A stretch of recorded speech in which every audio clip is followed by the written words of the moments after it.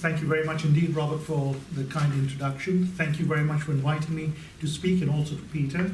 Your words are very kind, because I normally tell people that I've been in the business for about 25 years and feel that I'm part of the furniture and fully depreciated. Good morning, ladies and gentlemen. I'm here to give a broad overview. It's a macroeconomic view on India. So I'm not a geologist or a rocket scientist. I don't pretend to be as intelligent as you are, but I'm here to give you a quick and a broad overview of what's going on in India. There's a lot that's been happening, and this is just to put it in perspective. As you know, Mr. Modi was elected as Prime Minister last year in May, and that was after 10 years of the Congress leading India, and India was ready for a change, and therefore a lot of expectations were built up. In fact, unrealistic expectations. That always leaves room for disappointments. Fast forward it about 16 months now, and there have been disappointments, because the key is that the BJP, the ruling party that has formed government, does not have majority in the upper house. So although they have got majority in the lower house, they are simply not able to push through key reforms in the upper house. That is what is holding things back in India. So they delayed this legislative logjam, this political obstruction and gamesmanship. On the other side, Prime Minister Modi has been very active in reaching out to the rest of the world. So in 16 months, he's covered 24 countries, and he wants to spread the message about what's going on in India, and indeed to invest in India. That is the message, to attract investment. India needs a lot of capital, and there are good returns to be made for investors as well. So although I mentioned that he's not been able to push through some of the key reforms, there are other things that he has been able to do, which is to energize a lethargic bureaucracy. There's greater transparency in government, increasing online. So they're going digital. Very important, because that brings more transparency.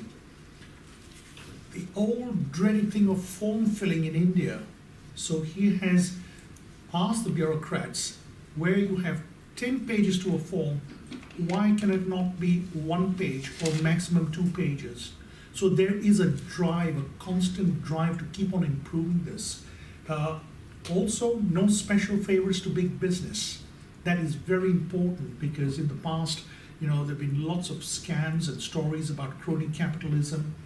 So in the 1 year, no scams, no nepotism, many initiatives. And the bottom line really is that, yes, there were a lot of high expectations, especially for the first year. But one has to remember, this is a 5-year mandate, and you've got to give the man enough time to produce the results, especially when he's held back by not having the majority in the upper house. This chart on the left-hand side is really courtesy of the Wall Street Journal. I thought they had put it very well, so full credit to them. And there are 12 parameters: what was done in the previous government and what has been achieved by the present government in the first 12 months. 11 out of 12 are better now. I don't want to go through the detail of that. I'm just here to present an overview. The economic outlook is brighter than before. Also, what has happened is, if you look at the chart at the top right, the calculation, the method of calculating GDP was changed. They changed the base effect every 5 years, but they also changed the way it was compiled, and the figures have been more flattering.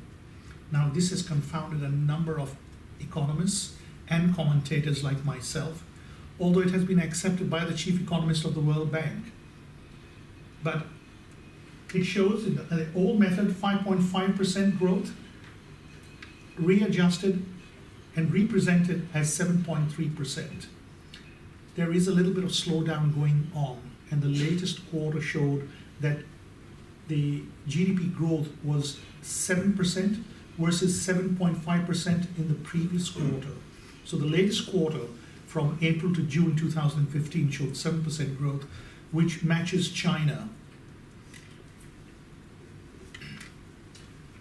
To give also an overview on the economy, I think one of the key drivers to any economy is the demographic position of the country. The median age in India is 27 years, 47% under 24 years, 88% under 54 years, and only 6% over 65 years. Now this will be a huge driver for India, especially as they get more educated and the middle class increases. There is a flip side to this, which is the demographic time bomb, because if they are not educated and not enough jobs are created for them, then you've got a very tough situation, lots of challenges. I mentioned the slowdown in the economy. Well, the investment-led economic recovery has not yet taken place. So there's still excess capacity across sectors, high debt in balance sheets. There is pickup in economic activity, but not as fast as they would like to create the jobs that India needs. So the question is, how quickly can the economy pick up?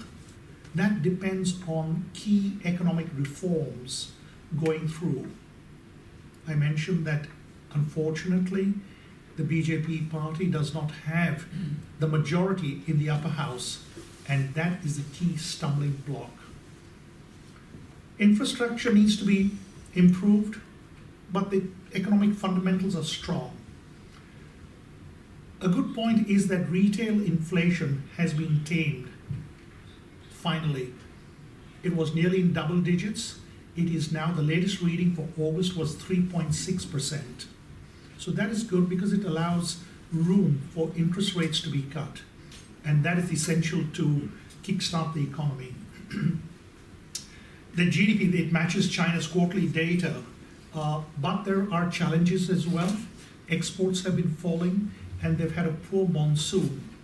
And a monsoon, one may think, oh gosh, what does the rains have to do with economic activity?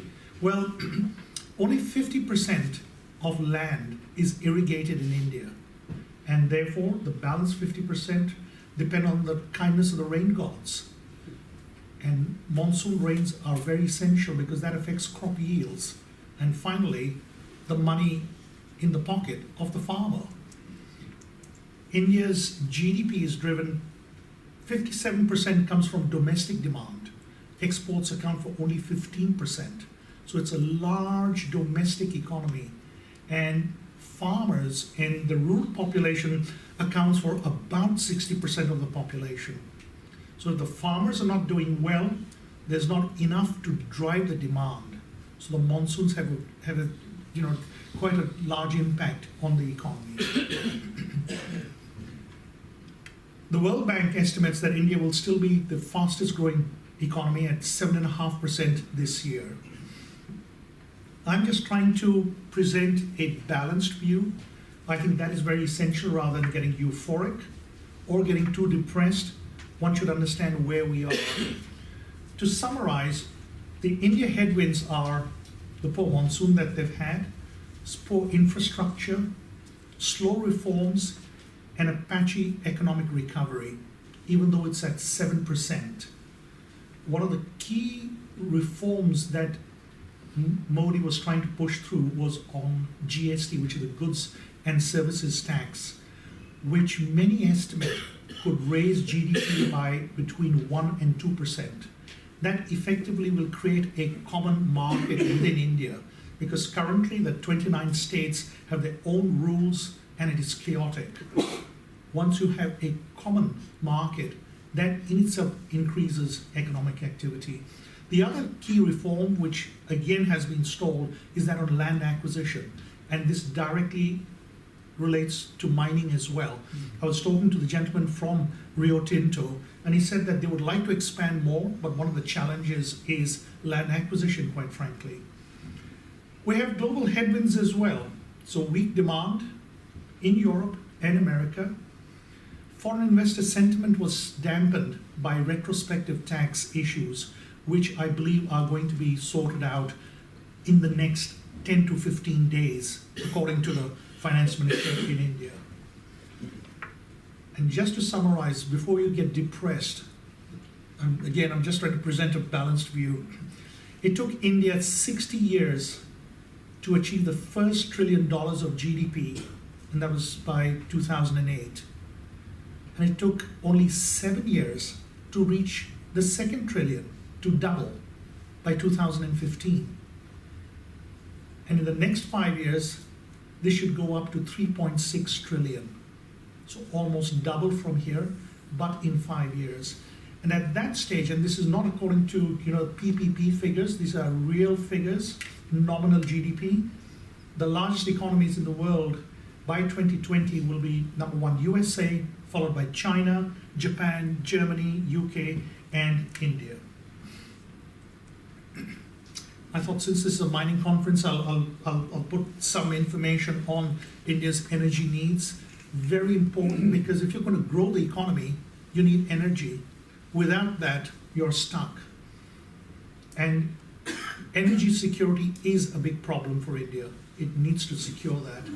Currently, the energy mix is coal 55%, petroleum 25%, so 80% is fossil fuel. Hydro 15%, renewables 2%, nuclear 3%. What they want to do is increase the renewables. They want to have the alternative energy like solar. And I'll touch on that a little bit later. Coal, 55%. India is the third largest world producer, also has the fourth largest reserves. It imports 20% at the moment, but it hopes to end imports in 2 years. Why? Improved coal supply chain, and of course solar costs have come down 80% in the last 5 years. With oil, 75% is imported, and with oil price dropping so dramatically, India has benefited because its current account deficit has come under control from 5% 2 years ago down to about 1%. So the economic parameters are looking a lot better. One of the promises that Prime Minister Modi made was electricity for all in 5 years. Now the numbers are staggering. It's 300 million people who would be able to benefit with electricity for the first time. But a lot of capital is required, $250 billion. One of the areas where a major thrust is to be made is in the solar sector. So currently about 14 gigawatts are produced, and the forecast is, or the target is, by 2022 to raise it to 100 gigawatts. And that creates a lot of opportunities for investors coming into India. If you take a target GDP growth of 7 to 8%, which is realistic, in fact, it could be higher once the GST, the goods and services tax, goes through. If that raises GDP by between 1 and 2%, those numbers will be raised, in fact, and 7 to 8% is very possible. India has an energy elasticity of 0.8%, so you're talking about a growth of 400% required over the next 25 years. Just a bit to put the economic background in place. You look at the stock market, I know it's only just one of the barometers, but the Sensex, the main index, down 5% year to date. Foreigners have still backed India, although they got out when the retrospective tax issues arose. But if you look at the broad picture, out of 23 years, they pulled out in only 3 of the 23 years. In terms of the amounts invested, of the total amount invested over the 23 years, the 3 years that they've sold accounts for about 9% of the total amount invested. So they still believe in India, and the long-term story is still very much intact. Yes, slowing reforms and weak monsoon, as I mentioned, that's accounted for the drop in the market. The valuations are reasonable, 17.5 times versus a 5-year average of 17.7. Earnings growth of 10% this year, up to the fiscal year 31st March 2016. If the reforms go through, it'll feed through to corporate profits. The year ahead, the estimate for earnings growth is 21%. And in the last 34 years, the Sensex has been down only 8 times. And the rupee is down 4% against the dollar and another approximately 4% against the pound. I'm often asked, tell us the story of India and give us one picture, one slide. That's very, very difficult to do. But if I'm hard pushed, this is the one. Forget all the numbers I've talked about. This is the one. Which is the real India? Is it the India on the left, the chaos on the streets? Or the one on the right, the shiny new buildings? May I suggest that the real India is on the left-hand side. That is 95% of India. The right-hand side is just 5%, if that. That is the bad news. The good news is, the bottom line, India is on a journey of catch-up, and that catch-up will unfold over the next 20 to 25 years at least. It's going to take time, and Rome was not just built in a day, and India's economic growth will take time, but it depends a lot on, how they're able to push through key reforms. Some more pictures, because I think, they tell a story that 1,000 words could not.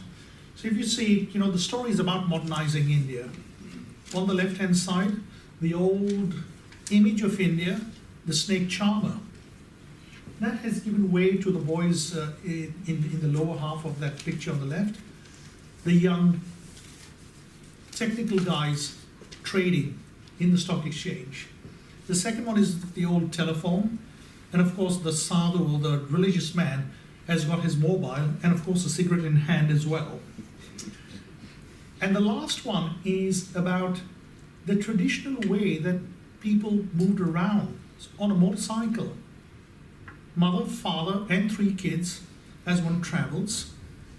And that has given way to the nano, the small car. So what you have is 5 people coming into a car, but you've got the safety around. And that is the journey that India is on. That is the end of the presentation. Thank you very much indeed.